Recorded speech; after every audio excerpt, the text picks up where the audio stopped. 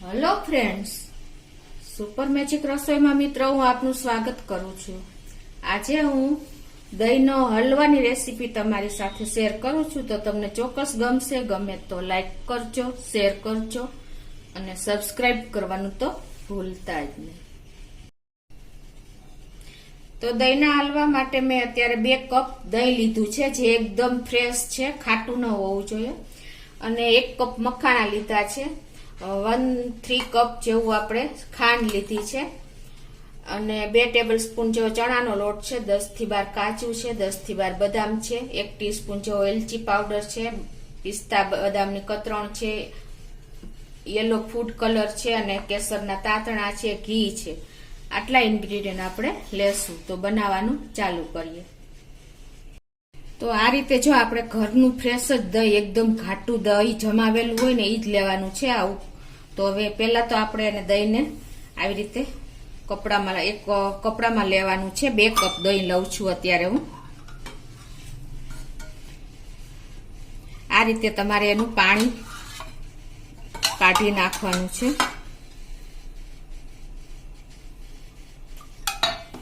અને તમે આ માર્કેટનું મીઠું દહીં આવે છે એ પણ લઈ શકો છો, પણ ઘરનું ફ્રેશ ખાસ તમારે એ નોટ કરવાનું છે કે આપણું દહીં ખાટું ન હોવું જોઈએ।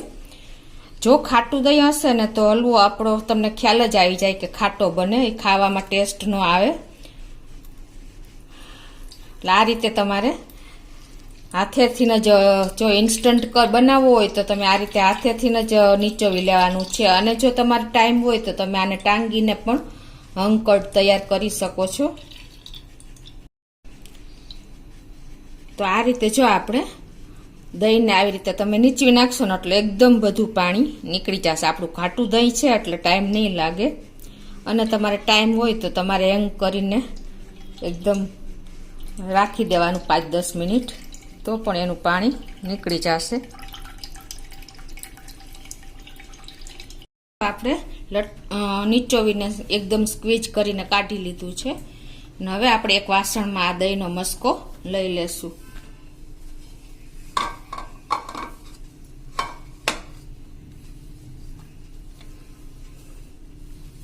અને તમારે વધેલું દહીં હોય આ રીતે તમારે કાઢી લેવાનું, ચોટી ગયું હોય કપડામાં। તો જો આપણો દહીંનો એકદમ હંકડ એટલે કે ઘાટું દહીં તૈયાર થઈ ગયું છે પાણી નીચોવીને। હવે એમાં આપણે કેસરના તાતણા 5 થી 7 નાખી દેશું, અને એને આપણે આ રીતે મિક્સ કરીને ઢાંકી દેશું, એટલે એકદમ સરસ તાતણા અંદર મિક્સ થઈ જાય। તો હવે આપણે મેં 10 થી 12 પીસ કાજુ છે, 10 થી 12 પીસ બદામ છે, એને આપણે મિક્સર ગ્રાઇન્ડરમાં દરદરો પાવડર કરી લેશું તૈયાર। કાજુ બદામનો દરદરો પાવડર તૈયાર કરી લીધો છે, એક બાઉલમાં લઈ લેશું। એ જ રીતે હવે મખાણા લીધા છે 1 કપ, એનો પણ દરદરો પાવડર તૈયાર કરી લેશું। તો આપણે મખાણાનો પણ દરદરો પાવડર કરી લીધો છે, એને એક બોલમાં લઈ લેશું। આ રીતે આપણે સહેજ કચરા જ રાખવાના છે।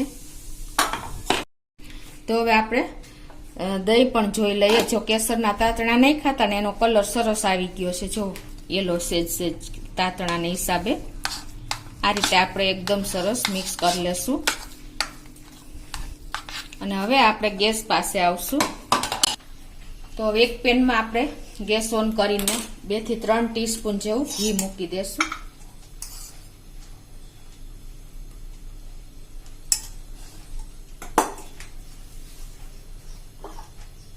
અને હવે એમાં આપણે જે કાજુ બદામનો પાવડર જે દરદરો રોસ્ટ કર્યો છે એ નાખીને આપણે એને સ્લો ફ્લેમ ઉપર આ રીતે કન્ટિન્યુ હલાવતા રોસ્ટ કરી લેશું।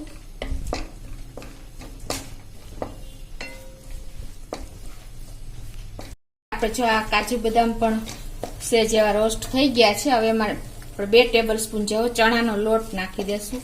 જો તમે વ્રત માટે તૈયાર કરતા હો ને હલવો, તો તમારે આ એવોઇડ કરવાનો છે ચણાનો લોટ, કેમ કે આપણે વ્રતમાં નથી ખાતા હોતા લોટ। એને પણ આ રીતે આપણે 1 મિનિટ રોસ્ટ કરી લેશું। આ રીતે જો આપણે બેસન પણ એકાદ મિનિટ રોસ્ટ થઈ ગયું છે અને એકદમ જો ફ્લફી થઈ ગયું છે, સ્મેલ પણ આવે છે. આ સ્ટેજે હવે આપણે જે મખાણાનો પાવડર કર્યો છે ને દરદરો એ પણ નાખી દેશું અને એને પણ આપણે રોસ્ટ કરી લેશું સ્લો ફ્લેમ ઉપર જ. આ રીતે મિત્રો મખાણા એકદમ ફૂલ એમાં કેલ્શિયમ હોય છે, હેલ્થ માટે બેસ્ટ છે મખાણા. આ બધા ઇન્ગ્રીડિયન્ટ એવા છે ને મિત્રો, આ તમે હલવો તો બહુ ખાતો હશે પણ ક્યારે તમે દહીંનો હલવો નહીં બનાવ્યો હોય તો તમે આ એક યુનિક જ હલવો છે, તમે ચોક્કસ એક વખત ટ્રાય કરજો.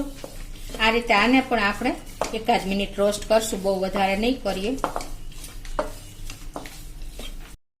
આ રીતે આપણે એકાદ મિનિટ જો મખાણા પણ રોસ્ટ થઈ ગયા છે. આ બધો મસાલો આપણે એકી સાથે સરસ રોસ્ટ થઈ ગયો છે. હવે ગેસની ફ્લેમ બંધ કરીને આપણે આમાં નહીં રાખતા એક બાઉલમાં જ લઈ લેશું, કેમ કે વધારે રોસ્ટ થઈ જશે. આ પેનમાં આપણે ગેસ ઓન કરીને એમાં 3 ટીસ્પૂન જેવું ઘી મૂકી દેશું.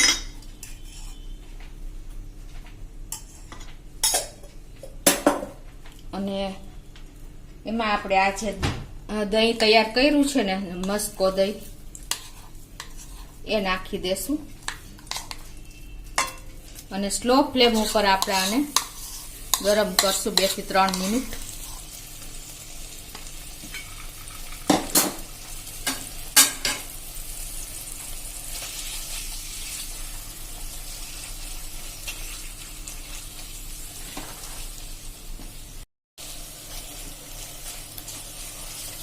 આ રીતે આપણે એને 2 થી 3 મિનિટ કન્ટિન્યુ ચલાવતા રહેશું.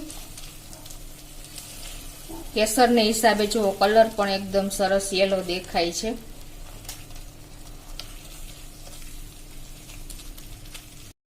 આ રીતે જો આપણે 2 થી 3 મિનિટ ગરમ કરશું ને એટલે લૂઝ થતું જશે આપણું દહીં. આ રીતે હવે આ સ્ટેજે આપણે બહુ વધારે નથી ગરમ કરવાનું, કન્ટિન્યુ 2-3 મિનિટ આ રીતે આપણે હલાવી લીધું છે અને જો પાણી પણ છૂટું થઈ ગયું છે. હવે આ સ્ટેજે આપણે 1/3 કપ આપણે ખાંડ નાખી દેશું.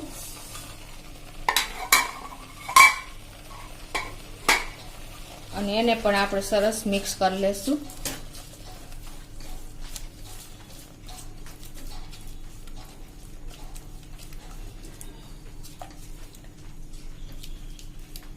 અને ગેસની ફ્લેમ મિત્રો આપણે મીડિયમ જ રાખી છે અને 1/4 ટીસ્પૂન જેટલી આપણે એલચી પાવડર પણ નાખી દેશું.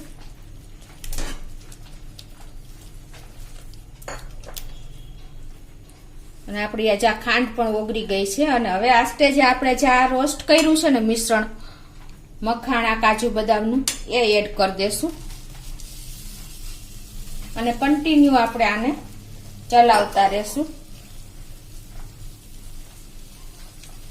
સ્લો ફ્લેમ ઉપર જ. મિત્રો તમે ખાંડ ટ્રેડિશનલી જો આ હલવો છે ને એ આપણે ગોળમાં જ બને છે, પણ આજે મેં થોડુંક અલગ જ રીતે તમને ખાંડમાં બતાવ્યો છે. એટલે ગોળ હશે ને તો આપણે આમાં કલરની પણ જરૂર નહીં પડે, પણ અત્યારે આપણે ખાંડમાં બનાવ્યો છે તો પિંચ જેટલો આપણે યેલો કલર પણ નાખી દેશું.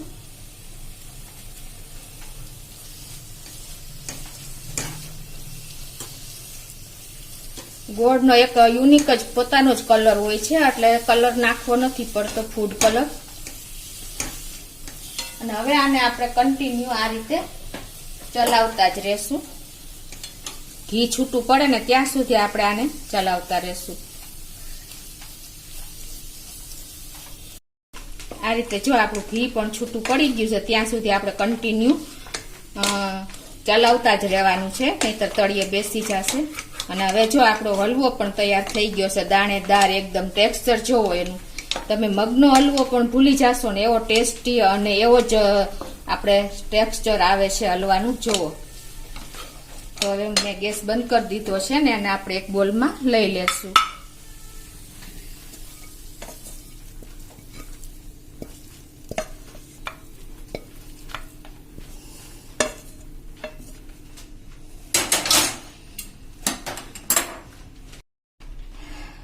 તો હવે આપણે જો હલવો તૈયાર થઈ ગયો છે અને બદામ પિસ્તાથી આ રીતે ગાર્નિશ કરી દેશું.